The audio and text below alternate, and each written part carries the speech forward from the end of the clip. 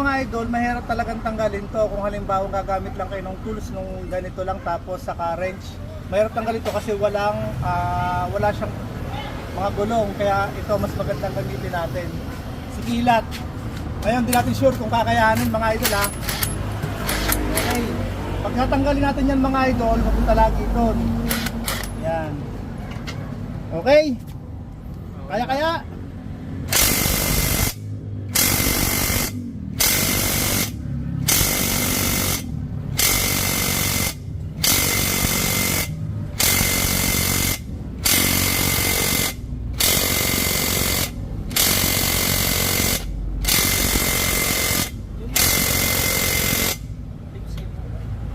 Wala na, tanggal ng left side ko. Tanggal yan.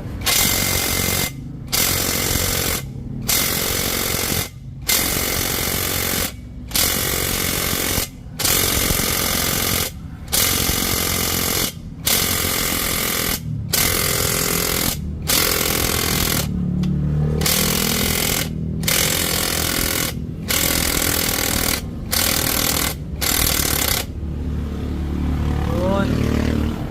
Bagus talaga si Bossing.